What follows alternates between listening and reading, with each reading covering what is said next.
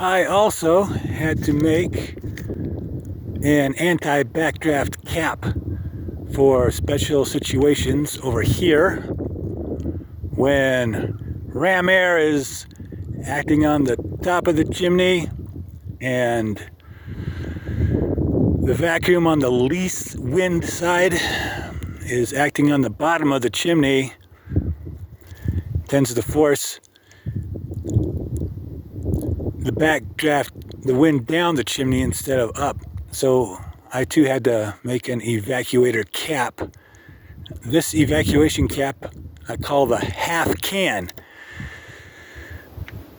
It's not too hard to build it with no welding, and it doesn't take a ball bearing either. We have slight winds out here, and the cap is shifting nicely to adjust. The person may be able to make out these plans. It has the sizes of the various pieces for 3, 4, 5, 6, any size of cap you need to make. The base of the cap is a sheet metal pipe. It uses a grease plate and pin for the bearing, but that does work very effectively. The torque of the vane can spin it fine. Just have to be sure when building the half can cap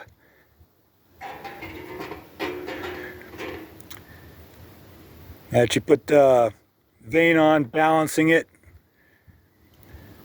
and affixing it the right way so that being level it will spin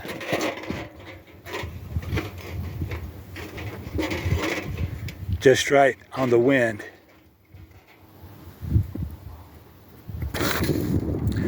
So happy heating from Flagstaff, Arizona, Southwest United States of America in North America.